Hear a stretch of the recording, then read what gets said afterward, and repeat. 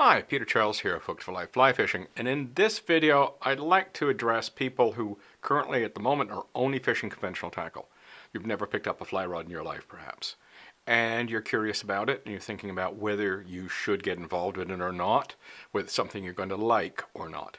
So I thought what I would do is I would put out two rods here. One is a 9-weight fly rod that I use for striped bass fishing, and the other one is my one of my best rods for fishing the surf. It's a 9-foot rod, spinning rod.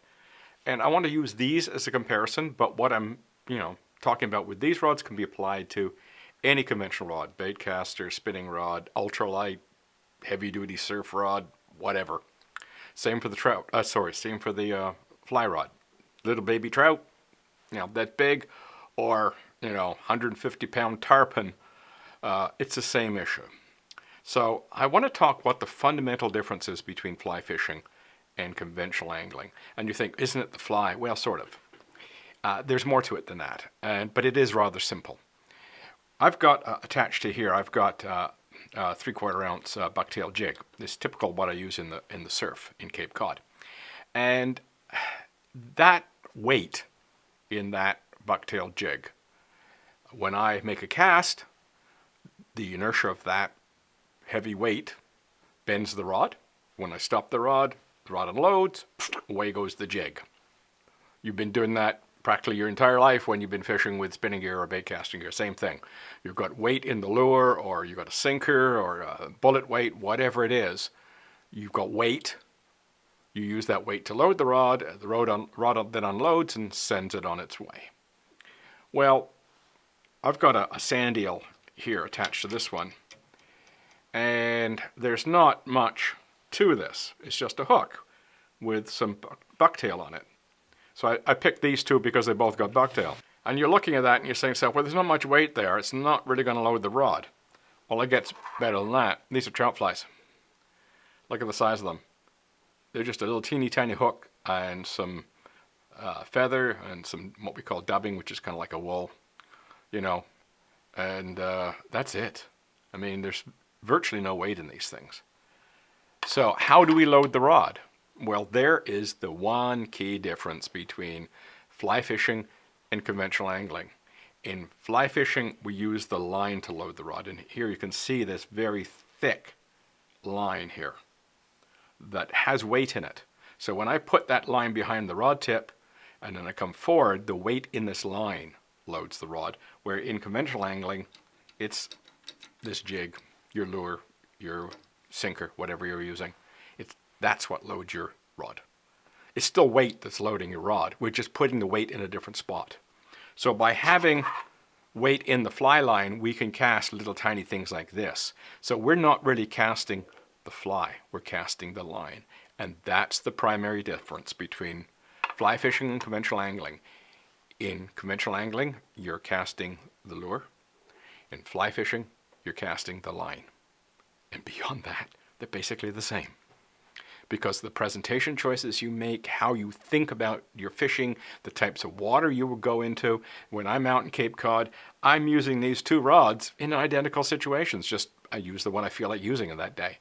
So I can fish the surf with this one. I can fish the surf with that one. I can go into Quiet Bay with this one. I can go into Quiet Bay with that one.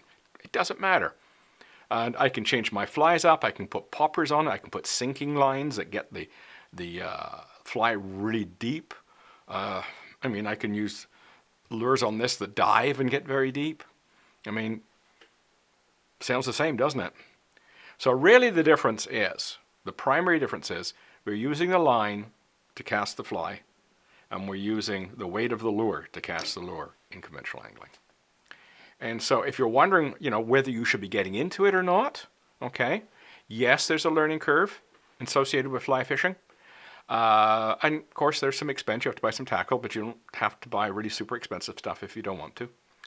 And the only thing I would suggest to make your life easier and more enjoyable, and your fishing more enjoyable, is get some casting instruction from a certified fly casting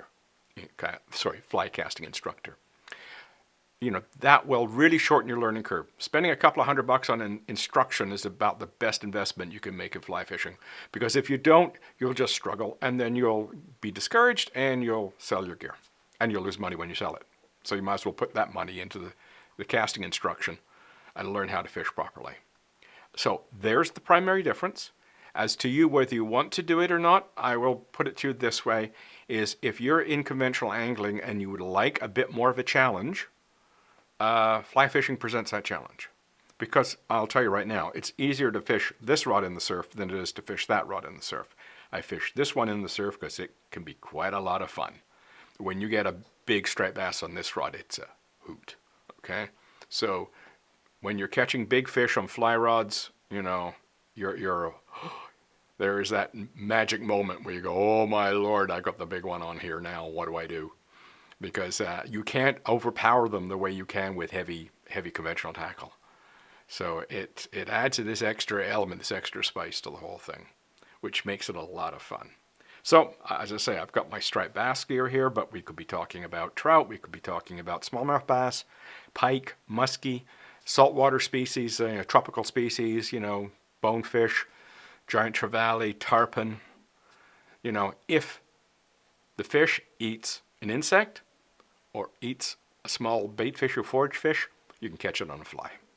So pretty well anything you can catch on a spinning rod or a bait caster, you can catch on a fly rod. And it's just, you know, how you want to approach it and, you know, what you want to do and how much fun you're going to have. Cheers.